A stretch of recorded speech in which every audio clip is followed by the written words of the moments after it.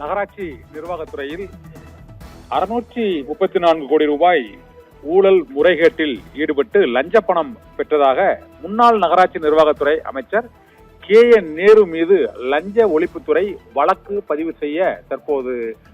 செய்திருக்கிறது. ஏற்கனவே கடந்த சில ஆண்டுகளாக அமலாக்கத்துறையே உயர்நீதிமன்றத்திற்கும் மற்றும் லஞ்ச ஒழிப்புத்துறைக்கும் உத்தரவிட்டும் கடந்த ஆட்சியில் அவர் மீது வழக்குகள் பதிவு செய்யப்படவில்லை. இதனால் நீதிமன்ற அவமதிப்பு உள்ளிட்ட பல்வேறு வழக்குகள் முன்னாள் அமைச்சர் KN நேரு மீது லஞ்ச ஒழிப்புத்துறை ஏன் வழக்கு பதிவு செய்யவில்லை என்று அமலாக்கத்துறையே கேள்வி எழுப்பியதும் அது தொடர்பாக நீதிமன்றத்தில் வழக்கு தொடர்ந்ததும் நீதிமன்ற அவமதிப்பு வழக்குகளும் தொடரப்பட்ட நிலையில் இப்போது லஞ்ச ஒழிப்புத்துறை வழக்கு பதிவு செய்திருப்பதாக உயர்நீதிமன்றத்தில் தகவல் அளிக்கப்பட்டிருக்கிறது.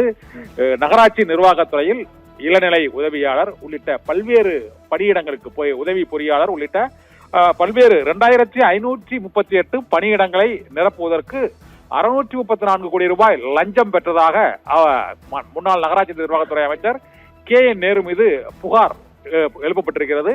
அமலாக்கத்துறையும் இதற்கு உரிய ஆதாரங்கள் அடிப்படையில் KN நேருவுக்கு எதிராக DVAC வழக்கு தொடர வேண்டும் என உத்தரவிட்டிருந்தது. ஆனால் அந்த உத்தரவின்படி வழக்கு தொடரப்படாத நிலையில் நீதிமன்றத்திலும் நகராட்சி நிர்வாகத்துறையின் முன்னாள் அமைச்சர் KN நேரு மீது 634 கோடி ரூபாய் லஞ்ச ஊழல் புகாரின் கீழ் நடவடிக்கை எடுக்க வேண்டும் என்றும் லஞ்ச ஒழிப்புத்துறை வழக்கு பதிவு செய்ய வேண்டும் என்றும் நீதிமன்றத்தில் வழக்கு தொடரப்பட்டது. அதிலும் நீதிமன்ற அவமதிப்பு வழக்கு நீதிமன்றம் உத்தரவிட்டும் முன்னாள் அமைச்சர் மீது ஏன் வழக்கு தொடரவில்லை என நீதிமன்ற அவமதிப்பு உத்தரவும் பிறப்பிக்கப்பட்டது. இந்த சூழ்நிலையில் இன்று லஞ்ச ஒழிப்புத்துறை சார்பில் உயர்நீதிமன்றத்தில் அளிக்கப்பட்டுள்ள தகவலின்படி நகராட்சி நிர்வாகத்துறை அமைச்சராக இருந்த KN நேரு மீது வழக்கு பதிவு செய்யப்பட்டிருப்பதாக தமிழக அரசின் தலைமை வழக்கறிஞர் விஜய் நாராயணன் சென்னை உயர்நீதிமன்றத்தில் அந்த தகவலை தெரிவித்திருக்கிறார்.